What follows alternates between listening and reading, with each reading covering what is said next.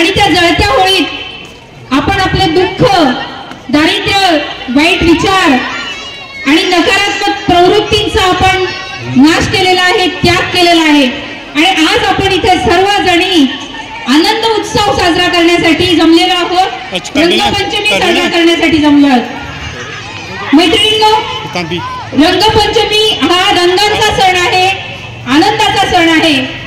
प्रत्येक रंग आपल्याला काहीतरी वेगळं पण शिकवतो।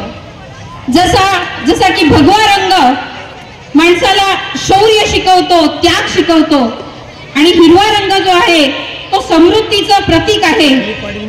हा रंगोत्सव जो आहे तो फक्त एक उपक्रम नसून ही आपली भारतीय संस्कृती आहे।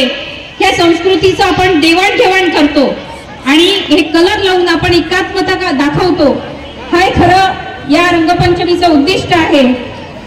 रंगांच्या माध्यमातून आपण आपली भावना व्यक्त करायची असते आणि एकमेकांसोबत आपण बंधुत्व आणि प्रेम वाढवायचं असतं आणि या सर्व रंगांचा आपण सन्मान करायचा, म्हणून हाच एक फक्त उद्देश, हे रंगपंचमी साजरी करण्याचा हा महत्त्वाचा उद्देश आहे। तसंही आम्हा महिलांना परमेश्वराने एक देण दिलेली आहे, ती म्हणजे सौंदर्य, नृत्य करणं, गायन करणं। आणि म्हणून आज आपण इथे गायनासाठी बाहेरून काही कलाकारांना बोलवलं आणि आपण हा आनंद उत्सव साजरा केलेला आहे। खरं तर मागच्या वर्षी सुद्धा आपण हा आनंद उत्सव साजरा केला होता आणि मी मागच्याच वर्षी बघितलं की सगळ्या महिला खूप आनंद व्यक्त करतायत, खूप एन्जॉय करतायत, म्हणून मी मागच्याच वर्षी म्हटलं होतं की आपण पुन्हा पुढच्या वर्षी ऑर्गनाईज करू। आता या वर्षी सांगते, परत आपण पुढच्या वर्षी याच्याही पेक्षा मोठ्या प्रमाणात आपण हा रंगोत्सव साजरा करणार आहोत आणि जास्तीत जास्त संख्येने आपण इथे उपस्थित राहून हा आनंदोत्सव साजरा करू।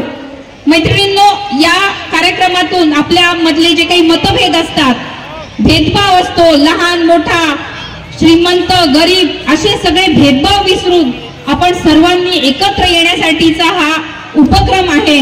पुनश्च मी आपल्या सगळ्यांना या रंगपंचमीच्या आणि धुलिवंदनाच्या मनापासून शुभेच्छा देते। आणि आता आपण खूप थकलेलो आहोत, भरपूर गाणे झालेले आहेत, भरपूर थकवा आलेला आहे, वरून ऊन पण आहे, म्हणून आपण जेवणाचा सगळ्यांनी एकत्र आस्वाद घ्यायचा आहे। मला वाटतं पुढच्या वर्षी असंच ऊन राहणार आहे, या दिवसात आपण पूर्ण मंडप टाकून घेऊ, म्हणजे आपल्याला तो उन्हाचा त्रास होणार नाही, हे मी आपल्याला शब्द देते। आणि पुनश्च एकदा आपल्या सगळ्यांना रंगपंचमीच्या शुभेच्छा देते। धन्यवाद। जय हिंद, जय महाराष्ट्र।